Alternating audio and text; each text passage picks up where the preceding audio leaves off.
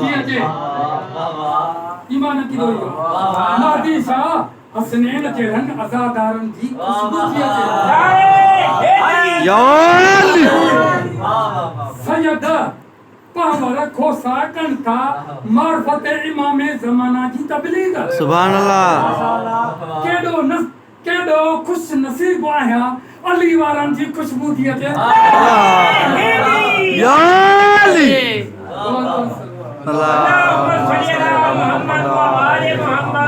जो पहिरियां फरमान में सादिक़े आले मुहम्मद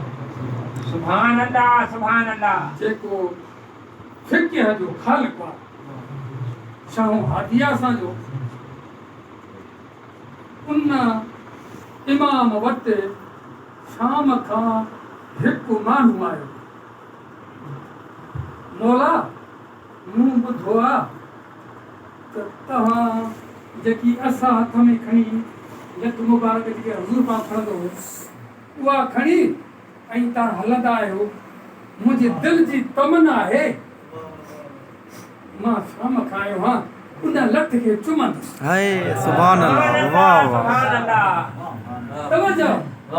इन लठ खे चुमण आयो आहियां इमाम ॾिसी फरमायो शर्म नथो थी शर्म नथो थी लठ खे चुमण आयो आहीं मां उन जो खून वेठो आहियां उन जो पग जो वारस वेठा मूंखे नथो चुमी या अली सादिक़े आले मुहम्मद बिस्मिल्लाह मौला मिंबर ते वेठा मौला हिकु फरमान ॾिनो तवजो जीअं जीअं जो मौला मिंबर अफ़रोज़ थिया मुस्तफ़ा जे मिंबर ते पग जो वारस आहे शाहो हादी आहे मौला वेही फरमायो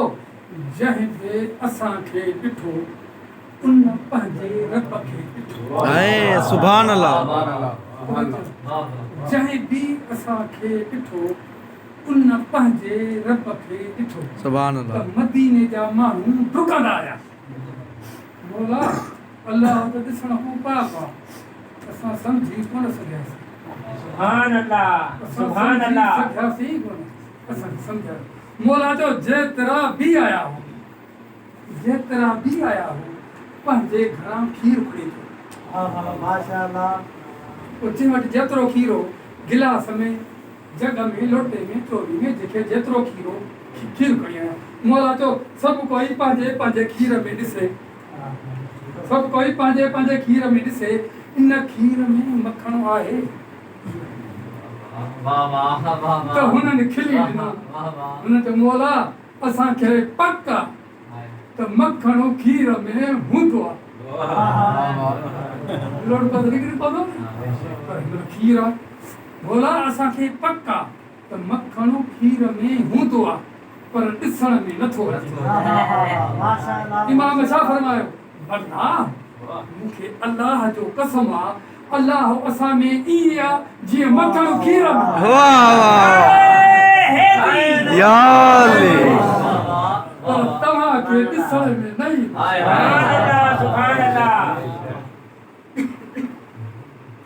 हरफ हिकिड़ो हंडाईंदे खटी वेंदी जुमिलो माण्हू हंडाए न वॾी ॻाल्हि आहे हिन ॻाल्हि तां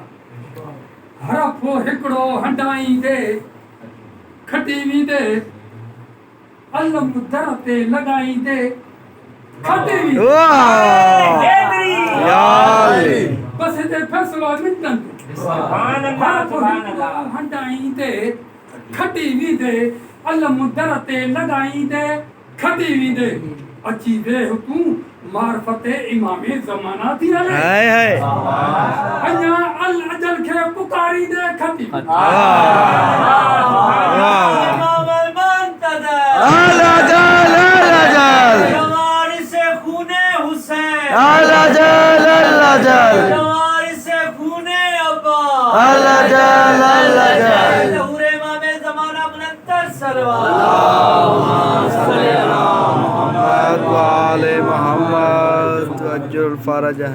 मुहम्मदो अली